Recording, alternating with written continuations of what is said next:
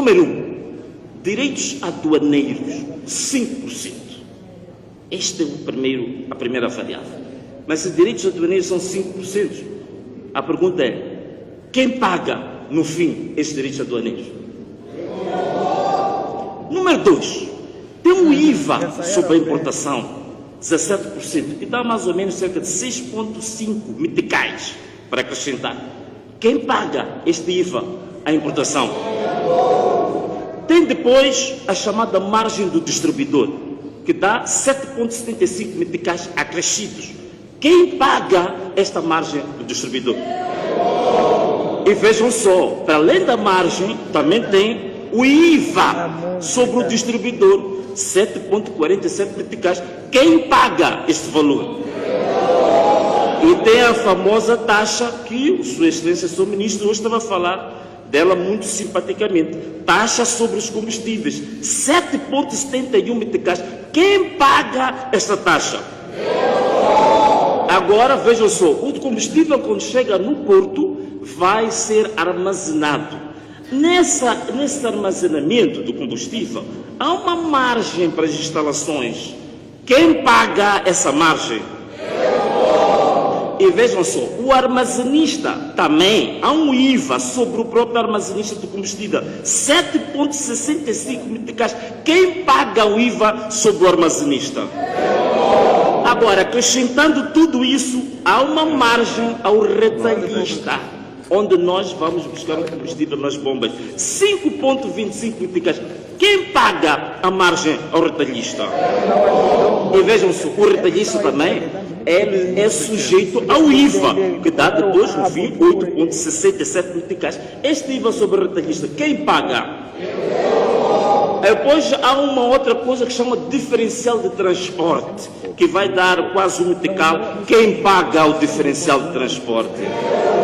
Há outras margens também que são aplicadas, por exemplo, uma coisa interessante que chamam de acréscimos às margens dos operadores. Quem paga estes acréscimos?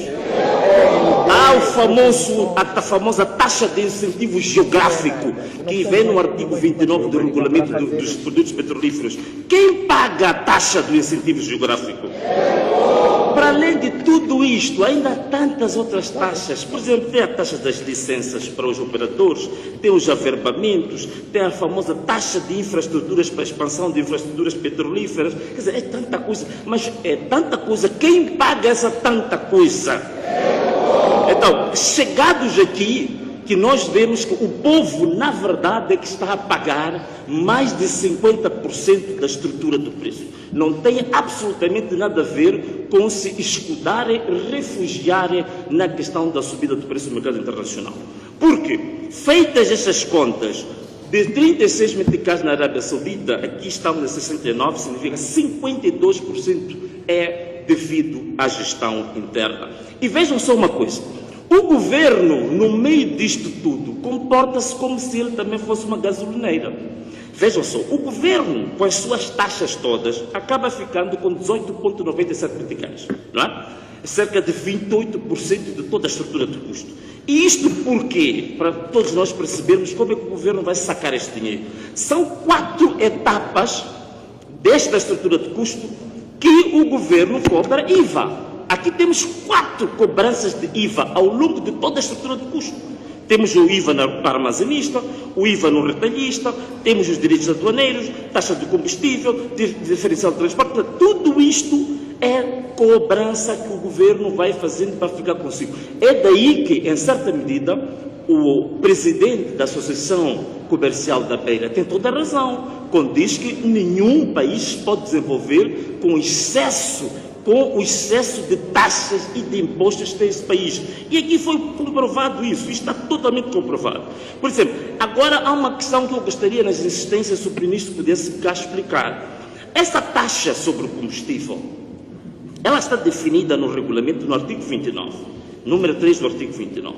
Não percebo como é que foram tirar aquele valor indicado naquele anexo, porque em cálculos sérios, tomando em consideração, são 5% sobre a gasolina, o gasóleo, devia ser sobre a gasolina 1,80 meticais e não os 7,71 que vem na tabela.